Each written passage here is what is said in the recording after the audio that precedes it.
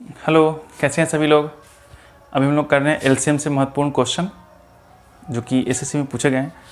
देखते हैं question number अभी जो दे रखा है आपको 36 नंबर क्वेश्चन करेंगे। इसके पिछले वीडियो में हम लोग 1 से लेकर 35 तक क्वेश्चन कंप्लीट कर लिया था। ठीक है, अभी हम लोग आगे कंटिन्यू करेंगे। तो क्वेश्चन नंबर पहला जो इसमें दे रखा है, देखिए इसमें पढ़ के कि 4 घंटियाँ जो है 6, 8, 10 नहीं दे रखा है, 4, 6, 8 और 14 सेकंड के अंतराल बजती हैं। तो जो भी अंतराल आप इसको लिख लो यहाँ पे। एक तो 4 सेकंड में बजती है, 6 पर, 8 पर और 14 पर। ठीक है, अंतराल बजती है। बे चारों एक साथ इकट्ठा जो बजता है 12 बजे एक बार बजा था, उसके बाद अगला टाइम उसका कौन सा होगा। तो आपको क्या करना है ऐसे क्वेश्चन में कि एलसीएम निकाल लेना है सबका। एलसीएम तो 4, 6, 8 और 14 दे रखा है। इसका एलसीएम कितना होगा? 2 गुना 2 गुना 3 गुना 2 गुना 7, यह होगा। इसका गुना कर लीजिए। 7 दूनी 14 और ये हो जाएगा 3 दूनी 6 दूनी 12, 12 में 14 से गुना कर लोगे कितना आ जाएगा? 1248 और ये आपका 120। ठीक है, 168 168 आ गया आपका पूरा। कितना आ गया? 168 168 इतना सेकेंड के बाद बजेगा। क्लियर। तो 168 को अगर आप मिनट में कन्वर्ट करोगे तो इसमें क्या करोगे? 120 प्लस 48 कर सकते हो क्या? 120 प्लस 48 सेकेंड, और 120 का मतलब कितना होता है? 2 मिनट और ये आपका 48 सेकेंड हो जाएगा। लेकिन जो आपका घंटी बजा था पहली बार वो आपका 12 बजे बजा था, तो अगली बार कब बजेगा? तो 12 बज के यानी कि 12 बजे 12 घंटा कर दो आप यहाँ पे सीधे कि 12 घंटे 2 मिनट और 48 सेकेंड, यानी 12 बज के 2 मिनट 48 सेकेंड फिर से दोबारा ये बजेगा। क्लियर। तो ऑप्शन जाएगा 12 बज के 2 मिनट 48 सेकेंड दे रखा है, ऑप्शन नंबर ए। ठीक है, चलिए नेक्स्ट क्वेश्चन देखते हैं। 37 नंबर क्वेश्चन।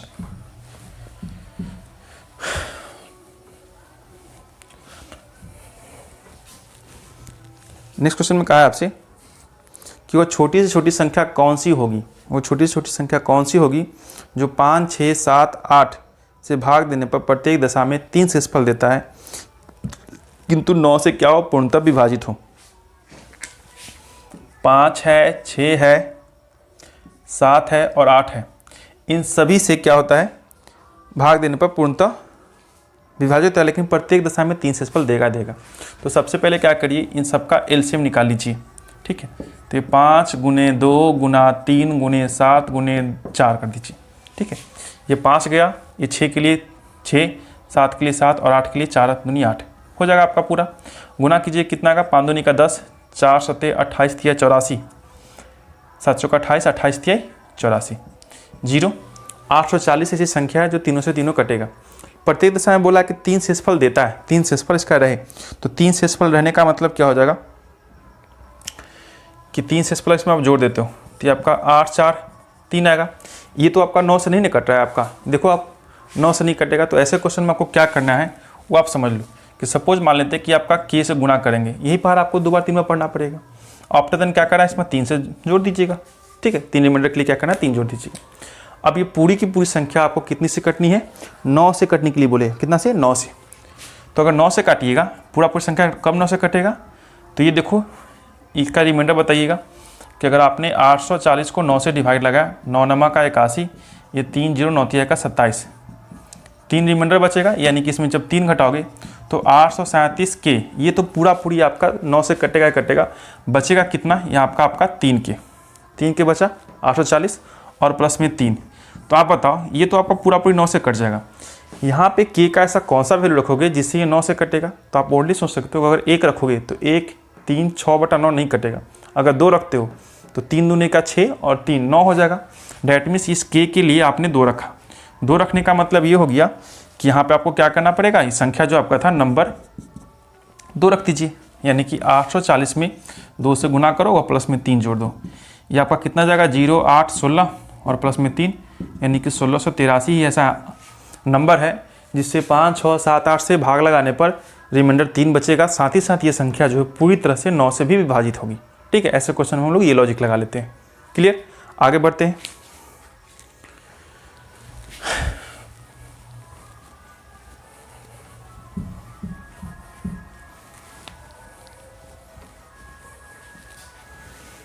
देखा का ये म्यूजिक शायद आप लोग को भी सुनाई दे रहा है, थोड़ा वो दे ही रखा होगा। एक क्वेश्चन और देखते हैं।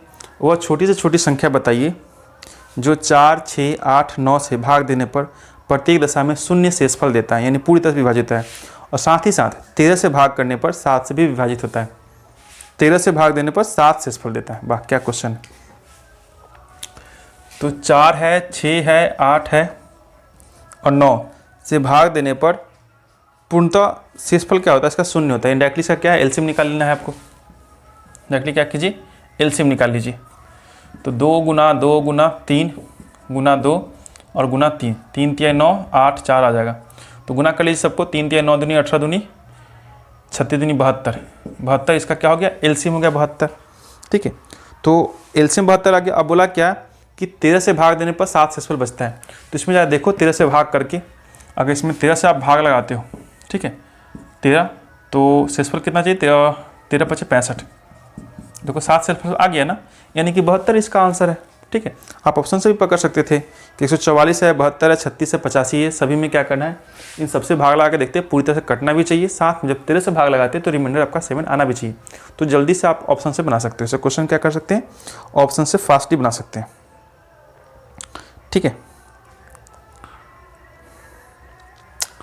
चलिए आगे देखते हैं।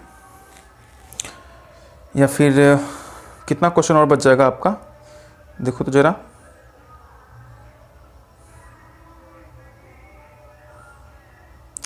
चलिए एक क्वेश्चन और देख लेते हैं, नहीं तो रहने देते हैं।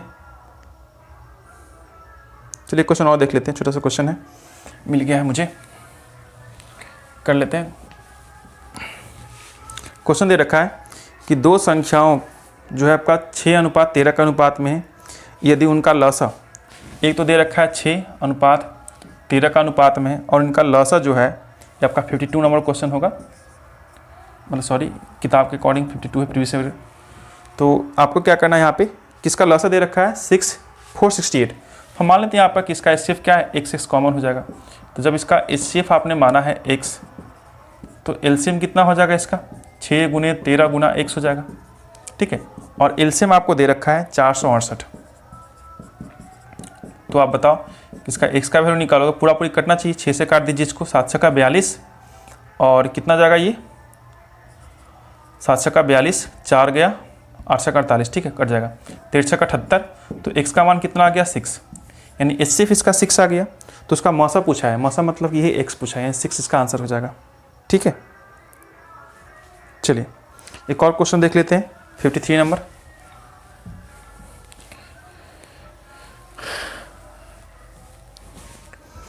कि 3 भिन्न संख्याओं का लघुत्तम समावर्तक जो दे रखा है 120 दे रखा है।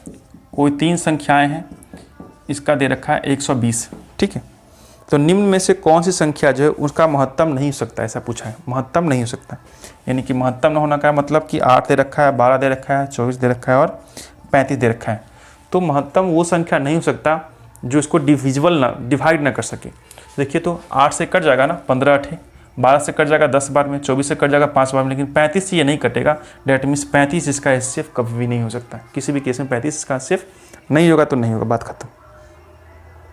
ठीक है, और देखते हैं, ये खत्म। चलिए दो संख्याओं का योग जो दे रखा है 36, दो संख्याओं का योग कितना दे रखा है 36, और इसका मौसा और लौसा क्रमशः 3 और 105 है। तो उसके व्युत्क्रमों का योग बताना है। ठीक है, तो मान लेते हैं हम लोग यहाँ पे कि x और y कोई दो संख्याएं हैं, इसका मौसा यानी कि एचसीएफ मौसा है मतलब कि एचसीएफ दे रखा है आपको 3 और एलसीएम दे रखा है आपको 5, 105 दे रखा है। तो सबसे पहले आपको संख्या निकालना पड़ेगा कि संख्या भाई है कौन। तो संख्या निकालने के लिए क्या करना पड़ेगा, आपको यहाँ पर 3 से गुना कर दीजिएगा, 3 और 3, यानी कि संख्या जो होगा आपका 3x और 3y हो जाएगा। तो आप बताइए कि अगर एलसीएम के लिए आपको दे रखा है 105 है ना, तो इसका जब एलसीएम निकालिएगा तो क्या आएगा आपका 3xy, इसे ही ख़त्म। कितना मान कटेगा, xy का मान हो जाएगा 35। ठीक है, और भी कुछ दे रखा है इसका, बोला है संख्याओं का योग। अगर संख्याओं को योग देखिएगा आप यहाँ पे, तो 3x प्लस में 3y इक्वल टू दे रखा आपको 36। 3 कॉमन निकालिएगा, x प्लस वाई बराबर हो जाएगा 36, ये खत्म। तो x प्लस वाई का मान 12। अब देखो गुना करने पर 35, जोड़ने पर आपको 12 आना चाहिए, तो आपका एक ही आएगा 7 5 35, 7 5 12, ठीक है। तो इनके व्युत्क्रम का योग पूछ दिया आपसे। तो देखिए जब नंबर वापस लीजिएगा तो इससे इसका क्या था, 3 था, तो इसमें भी 3 से गुना कर दोगे, यानी कि वही 3x एंड 3y। तो एक ठो आपका x आएगा, एक ठो आपका y आएगा। सपोज कि x बराबर 7 तो y बराबर 5 लिया आपने, वापस यहाँ पे करोगे तो 7 तिया 21 और 5 तिया 15, ये होगा आपका, ठीक है। तो इसके व्युत्क्रमों का योग पूछा है आपसे। व्युत्क्रम का योग कहने का मतलब कि 1/21 और प्लस में 1/15, ये पूछ दिया है आपसे, ठीक है। अब चलिए इसका एलसीएम वगैरह निकालते हैं हम लोग। तो कर लेते हैं यहाँ पे 7 तिया 21, 5 तिया 15, या पर 5 जाएगा, नीचे इधर कितना जाएगा, 7 जाएगा। ले देख कितना आएगा, 12, 7 गुने 3 गुने 5, ये आपका कटेगा 4 बार में, डैट मीन्स 4/7 × 35, 4/35 इसका आंसर हो जाएगा, ठीक है। ये एलसीएम निकाल दिया मैंने इसका। ऑप्शन मैच करो जरा, ऑप्शन कौन सा जाएगा, सी नंबर 4/35। क्लियर है। एक क्वेश्चन और देख लेते हैं इसका, एक क्वेश्चन और देख लेते हैं।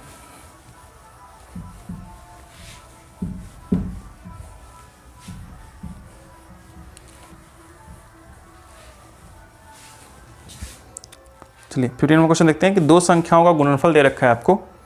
मान लेते हैं एक संख्या जो आपका x है, y है, और इसका गुणनफल दे रखा है आपको यहाँ पर कितना, 1280 दे रखा है। उसका महत्तम समावर्तक 8 है। महत्तम समावर्तक 8 होने का मतलब, इसको थोड़ा सा ऐसे कर देते हैं, ठीक है, रुक जाओ, गुणनफल दे रखा है ना, तो महत्तम समावर्तक 8 है कि दोनों संख्या में 8 आपका कॉमन हो जाएगा, तो 8 हमने इसमें ऐड कर दिया है।